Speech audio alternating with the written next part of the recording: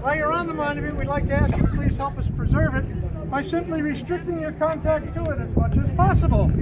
That means please, pretty please, with sugar on top. Do not run, jump, climb, sit upon, lean on, dance on, do acrobatics on, or virtually anything else you can think of, on any of our cannons, the cannon carriages, and most particularly, the shell stone walls of the fortress itself. This fortress was built 344 years ago under the command of a European monarch who quite simply said, Monarchy? replace the wooden fort with a masonry one. In other words, let's have a castle. Make it a siege castle. Ladies and gentlemen, you are standing in the results of that command. This is a siege castle. It has been attacked multiple times over the past 300 years. It has never been defeated. It is, however, not surviving us. For some reason, we can't figure out why the people who built this fortress 344 years ago did not have the foresight to realize that one day in the future, there could be as many as 750,000 visitors annually. Last year, we had 840,000. Okay. You never thought of it. I wonder why. Anyway, every time you come in contact, or we all come in contact with any of the surfaces of the museum pieces, the cannons, the cannon carriages, or the very walls of the fortress itself, ladies and gentlemen, a little bit of history gets wiped away. It cannot be replaced. So we ask you to please help us preserve the monument by restricting your contact to it. Also, you'll notice that it's kind of high down to the ground. I'll tell you, it's 33 feet. If you were to fall off the walls, in most days, it would be a really serious problem. Today, you fall off the walls, you're going to have to go back to the ticket booth. Most days, they make you pay to get back in. Today, you still have to get another ticket. Also, if you were sitting on the walls and you happened to fall off a wall, have you any idea how much paperwork Craig would have to fill out? Don't do that. So we do ask you to please help us preserve the monument by restricting your contact to it as much as possible.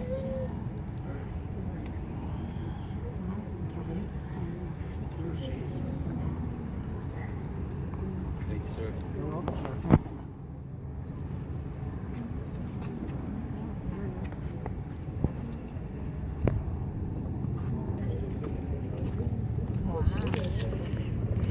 What is that? Oh, yeah. Folks, you may now fill in. Please put shorter people or children up front. Thank you. People in the Shortest back. people. Excuse me. Shortest people like kids. Thank you. So tall. Not even short, Jesus. I'm short, bro. Brian, move. She's short.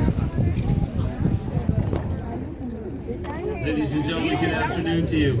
On behalf of the National Park Service, I'd like to welcome you this afternoon to the Castillo de San Marcos, the Castle of St. Mark.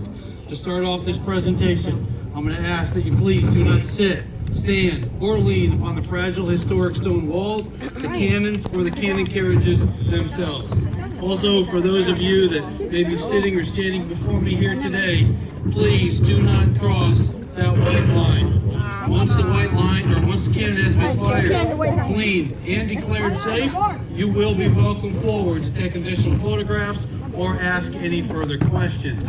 Also, later on in this demonstration, you will be directed to cover your ears. And I highly recommend that you do so. For those of you that may be traveling with children, if they are unable to cover their ears, then please do so for them. For those of you that may be wearing hearing aids, perhaps you wish to turn them off, turn them down, or remove them, the drill will be called in Castilian Spanish, but the order to cover your ears will be spoken in English. I'm going to turn this way. With that said, ladies and gentlemen, oftentimes a small dog, when attacked by a larger, stronger foe, will seek some type of protection, cover, and concealment behind some type of object. For centuries, military architects and engineers had followed the example as set forth by our little canine tactician there and developed what we now know as and refer to as siege warfare and siege fortifications. Siege warfare can be defined as a low-intensity, constant bombardment from a larger, stronger force against us. the smaller and the weaker one.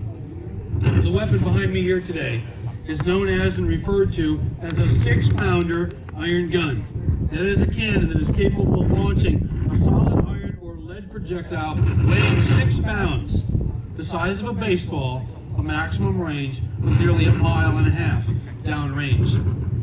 That's the distance from where you and I sit standing where the lighthouse is displayed upon the horizon. Other guns on this gun deck, 16, 18, 24 pounders, the 32 pounder down below was capable of launching a ball that size, a maximum range of 3 to 3.5 miles downrange. Therefore, we are now capable of protecting this colony, protecting this fortification, if and when attacked by sea and or by land. Many of you may look upon this demonstration here in a few moments to be about as exciting as watching paint dry. Others of you may find it very exciting, perhaps even exhilarating. This was a drill that was designed to be fired once every 15 minutes. That's 4 times an hour, and only if and when a target presented itself. But here's the challenge. Leave today, leave the present, look at life and events through the eyes of the inhabitants that lived here a long, long time ago. Imagine there's over 60 guns on this gun deck. Each one is involved in a different phase of the loading and the firing process. Each one is loading, cleaning, and firing cannon downrange while simultaneously receiving incoming cannon fire. Perhaps now it's just a bit more exciting. Well, we could pretend it's the year 1668 and we don't have this stone fortification to come to. We're in wooden fortification number 9, which is where the parking lot sits down below. Not a whole lot of protection. Perhaps it's even a little bit more exhilarating now. We begin construction in the year 1672. We somewhat finished this place in the year 1695. And just a few years later, we found out exactly what we did have. Because we are attacked by none other than the British. And when attacked, they got within 200 yards of the western wall. They put 6, 9, and 12-pound cannons in a rooftop of the old town, and they tried to bomb us back in the Stone Age. And you and I, totaling approximately 1,500 people, fled St. Augustine as we know it today, came to this fortification for the fear of our lives and the lives of our loved ones. You and I, totaling approximately 1,500 people, walked to that very sally port and continued on to where the grass grows down below, and we lived within these walls for a period of 51 days. Never ever knowing if in fact that next incoming round would be the one that would kill us all. Ladies and gentlemen, we've experienced a number of major battles here, a countless number of skirmishes, but we have never ever fallen in battle. Yet we've had 6 different flags that have flown over top of her. We have always changed ownership peacefully for events that took place someplace else. We would call those treaties today. But I assure you that we remain under battle and siege still today. And you may ask, why whom? Perhaps people like me that work here. Perhaps the people like you that come visit us. Some of us have to sit upon these walls, sit upon these cannons looking for that perfect photograph. I've done it myself. Others will even scratch, write, or carve their names within these walls. The oldest masonry fortification in North America, 344 years old. A structure that is 95% original, despite the battles, the sieges, and over 840,000 visitors annually to this fortification. So I encourage you, ladies and gentlemen, to support the Park Service, yours and mine, in our mission, which is simply to preserve and to protect for current and for future generations who are with us here today and tomorrow. Ladies and gentlemen, myself and a few of these fine folks above and below are people like yourselves that came here one day as a visitor and chose to come back and give back. We would call those a volunteer today. And there's nothing stronger than the heart of a volunteer. And if it was not for them, then we would be unable to attempt to bring history alive for you here today. Please join me in a round of applause.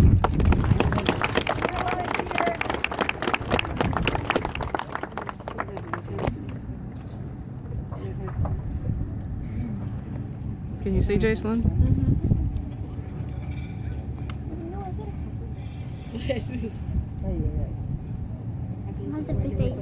He's going to tell you to cover your ears in a second, okay? You got to cover your ears really good.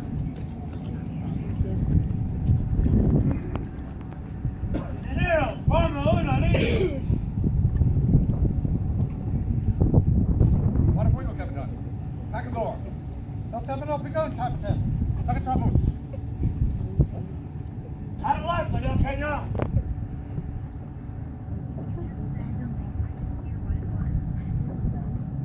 Heresy para el ejercicio. Bandido, Santa Barbara. Entra la cuchara en el cañón.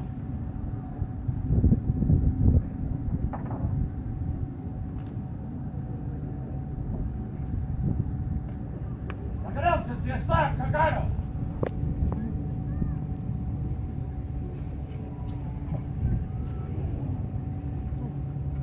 Tira la cuchara.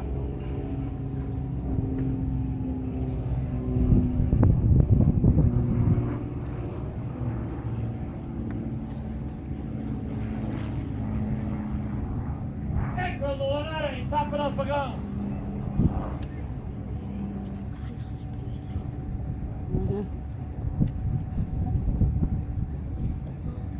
Pase la lonera al cañón.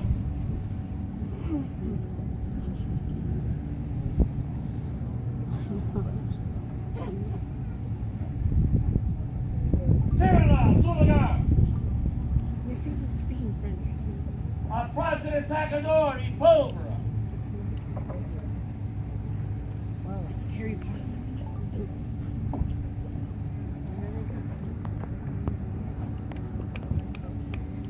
Entrala en el cañón.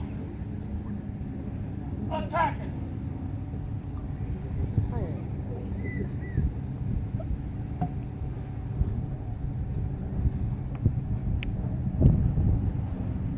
Atacador, su lugar.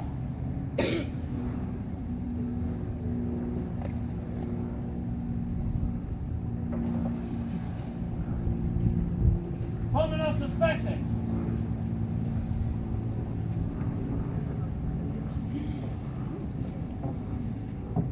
Póngase a poner en batería al cañón.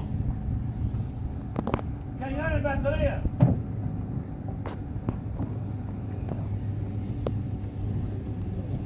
Póngase para la puntería. Yeah, this is long, and then he was shooting at them. They just did all of this. Apunte.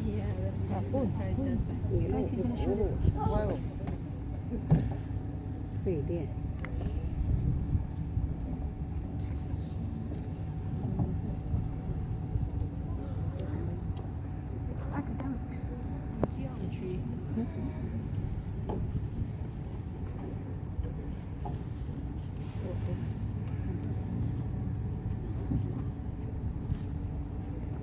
Inspectors of su lugar.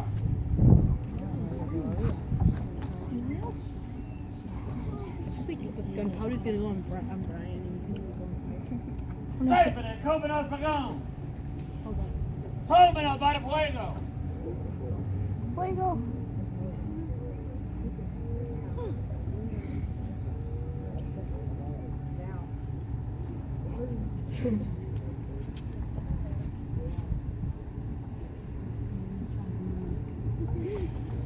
I want to cover my head. Don't tell us.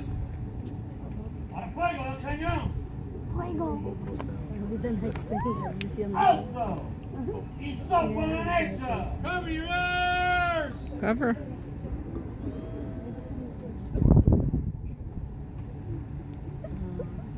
Fuego.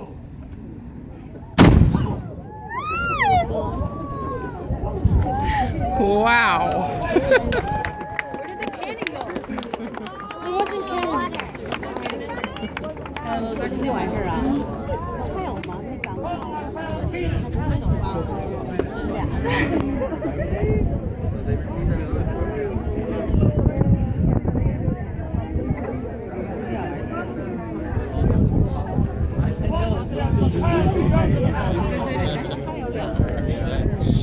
Yeah, right now I like to keep it up.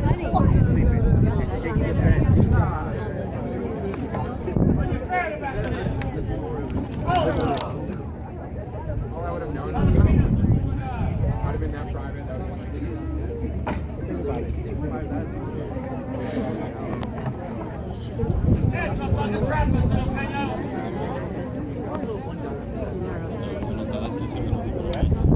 Yo, yo, yo. Pull me. Pull me. They don't care coming through.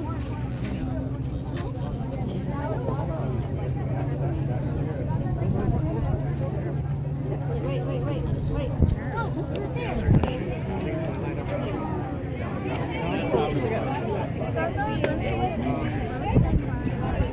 I've never seen a cannon go off before else. And me? Or we're watching how they finish it.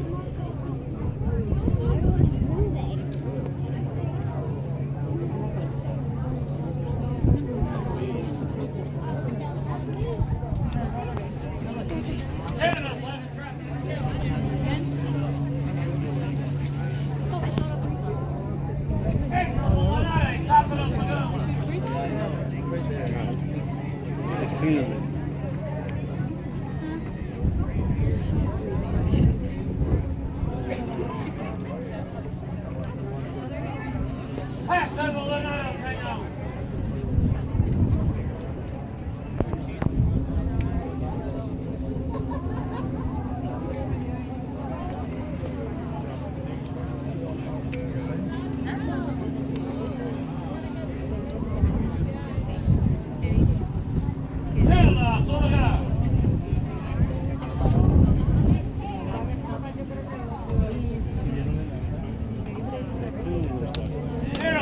grabaste?